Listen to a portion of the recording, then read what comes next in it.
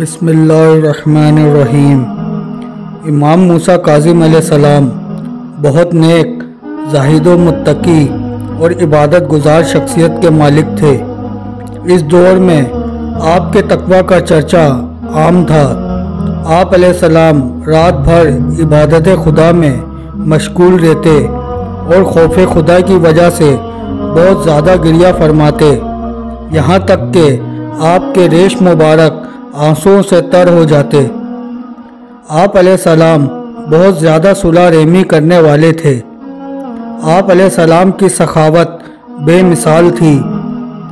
مدینے کے فقیروں کی بہت زیادہ مدد فرماتے تھے۔ آپ علیہ السلام اپنے زمانے کے بہت بڑے عالم اور فقیہ تھے۔ آپ علیہ السلام اس طرح حزن و ملال کے ساتھ قرآن کی تلاوت کرتے تھے کہ جو شخص آپ کی تلاوت سنتا تو گریہ کرنے لگ جاتا۔ آپ علیہ السلام بچپن ہی سے علوم اور کمالات کا سر چشمہ تھے۔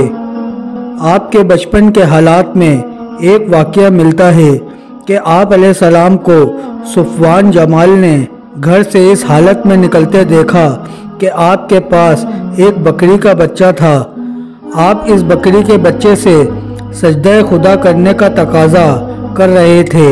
صفوان نے جب یہ دیکھا تو حیرانگی کی حالت میں امام علیہ السلام سے سوال کیا کہ اگر آپ اس جانور سے سجدہ خدا کا تقاضا کر سکتے ہیں تو اس کو مرنے کا بھی حکم دے سکتے ہیں۔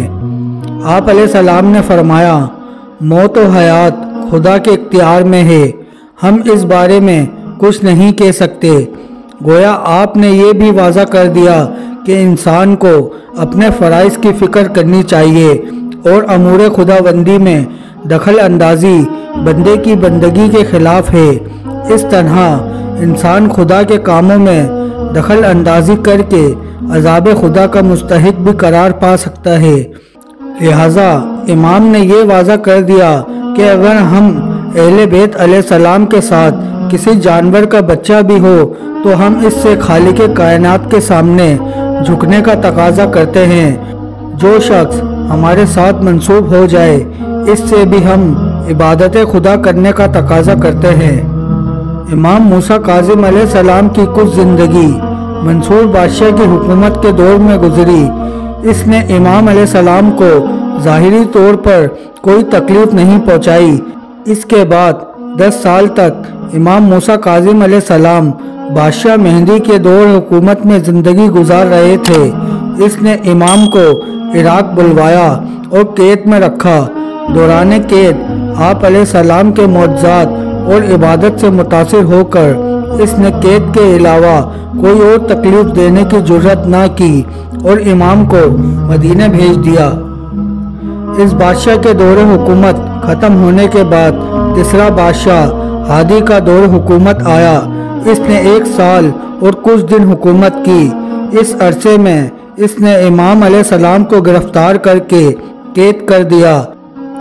جب امام علیہ السلام قید میں تھے تو ایک رات خواب میں بادشاہ ہادی نے حضرت علی علیہ السلام کو دیکھا۔